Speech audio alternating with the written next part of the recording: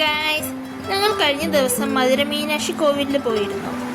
അവിടെ നല്ല പഴുത്ത കട്ടിയുള്ള മാങ്ങ നല്ല വിലക്കുറവിൽ കിട്ടിയിരുന്നു. അപ്പോൾ ഇന്ന് അത് വെച്ച് നല്ലൊരു മാംഗോ ട്രസ്ലച്ചസ് ഉണ്ടാക്കാമെന്ന് വെച്ചു. നല്ല അടിപൊളി ടേസ്റ്റാണ്, ചുമ്മാ പറയുമല്ല, നിങ്ങൾ വീണ്ടും വീണ്ടും കഴിക്കും. അപ്പോൾ ഈ അടിപൊളി മാംഗോ ട്രസ്ലച്ചസ് എങ്ങനെ ഉണ്ടാക്കാമെന്ന് നോക്കിയാലോ.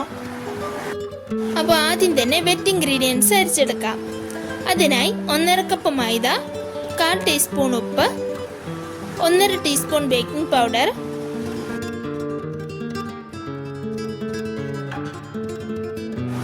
1/2 ടീസ്പൂൺ ബേക്കിംഗ് സോഡ.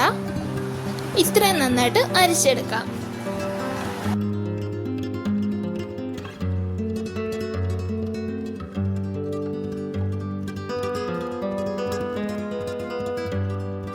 ഇനി 5 മീഡിയം സൈസിലുള്ള കോഴിമുട്ട പൊട്ടിച്ചതും കൂടെ 1/4 കപ്പ് പഞ്ചസാരയും നന്നായിട്ട് ബീറ്റ് ചെയ്തെടുക്കാം.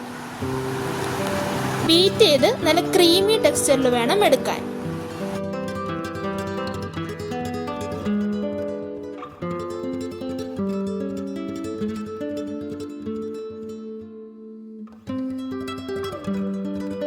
ഇതുപോലെ യെല്ലോ കളർ മാറി നല്ല വൈറ്റ് ആയിട്ട് കിട്ടണം.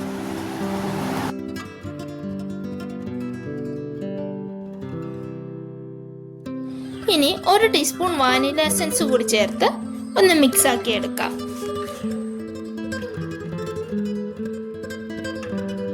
വാനില എസൻസ് മിക്സ് ആക്കിയതിനു ശേഷം നമ്മൾ അരിച്ചു വെച്ചിരിക്കുന്ന ഡ്രൈ ഇൻഗ്രീഡിയൻസ് ഉണ്ടല്ലോ, അതും കൂടെ ചേർത്ത് മിക്സ് ആക്കാം. ഒരു 3 ബാച്ചായി വേണം ഡ്രൈ ഇൻഗ്രീഡിയൻസ് ചേർക്കാൻ. എന്നിട്ട് ഒട്ടും കട്ടയില്ലാതെ മിക്സ് ആക്കി എടുക്കുക.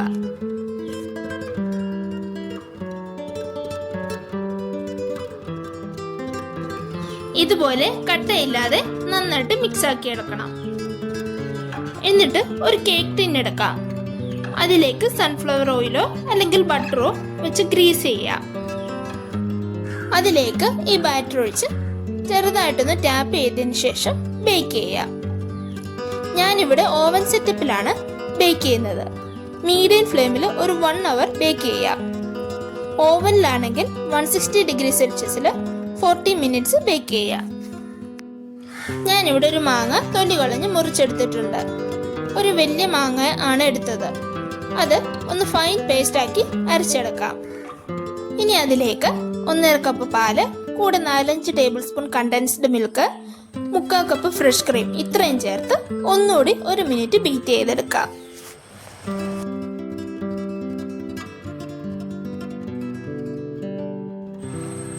തിക്ക് സിറപ്പായിട്ടിരിക്കുന്നുണ്ട്.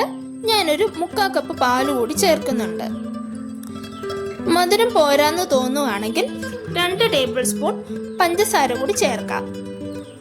മധുരം ആവശ്യത്തിനുണ്ടോ നോക്കിയതിനു ശേഷം വേണം ചേർക്കാൻ. ഇനി ഇത് തണുക്കാൻ ഫ്രിഡ്ജിലേക്ക് വെക്കാം. ആ നേരം കൊണ്ട് നമ്മുടെ കേക്ക് റെഡി ആയിട്ടുണ്ട്.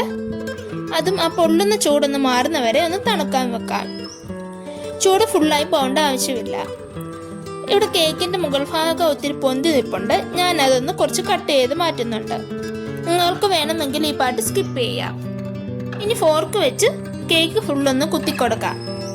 എന്നിട്ട് ഈ മാംഗോ മിൽക്ക് സിറപ്പ് ഒരു പകുതിയും ഒഴിച്ച് കൊടുക്കാം.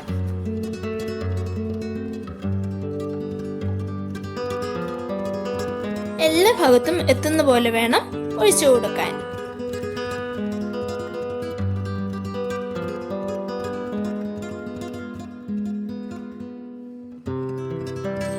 ഇനി ഇത് ഫ്രിഡ്ജിൽ ഓവർനൈറ്റോ അല്ലെങ്കിൽ ഒരു 4-5 മണിക്കൂറോ സോക്ക് ചെയ്യാൻ വെക്കാം. കൂടെ നമുക്ക് കുറച്ച് വിപ്പിംഗ് ക്രീം കൂടി ബീറ്റ് ചെയ്തെടുക്കാം. വിപ്പിംഗ് ക്രീം ഇല്ലാത്തവര് ഫ്രഷ് ക്രീമിൽ ആവശ്യത്തിന് മധുരം ചേർത്ത് സ്പ്രെഡ് ചെയ്ത് കൊടുക്കാവുന്നതാണ്. ഇനി തണുത്ത സോക്കായ കേക്കിന്റെ മുകളിൽ വിപ്പിംഗ് ക്രീം നല്ല കട്ടിക്ക് ഒന്ന് തേച്ചു കൊടുക്കാം. എല്ലായിടത്തും ഒരുപോലെ സ്പ്രെഡ് ആവുന്ന രീതിയിൽ വേണം തേച്ചു കൊടുക്കാൻ.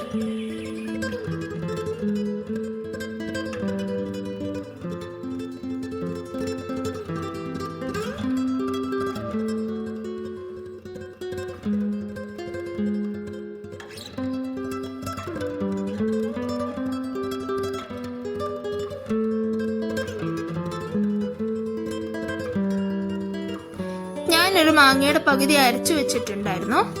അതൊരു ഇതുപോലുള്ള ഒരു പ്ലാസ്റ്റിക് കവറിലോ അല്ലെങ്കിൽ പാലിന്റെ കവറിലോ ഒഴിച്ചെടുക്കാം. അത് ഇതുപോലെ ചെറുതായി ഒന്ന് അറ്റം മുറിച്ചതിന് ശേഷം റൗണ്ടിലൊന്ന് വരച്ചു കൊടുക്കാം.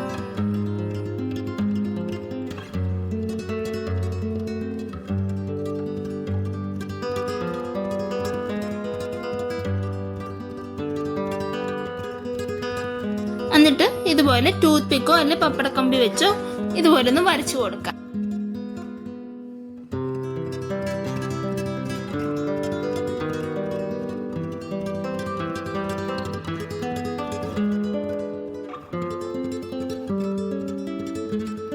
എന്നിട്ട് മാംഗോ മുറിച്ചതും വെച്ച് അലങ്കരിച്ചെടുക്കാം.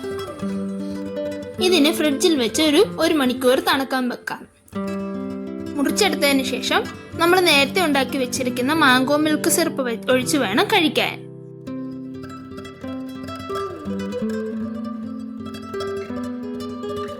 അപ്പൊ ഞങ്ങൾ കഴിച്ചു നോക്കി, നല്ല ടേസ്റ്റ് ഉണ്ട്. അപ്പൊ നിങ്ങൾ ഇതുണ്ടാക്കി നോക്കിയിട്ട് അഭിപ്രായം പറയണേ. അപ്പോൾ വീഡിയോ ഇഷ്ടമായാൽ like, share and subscribe my channel. See you with next video. Bye.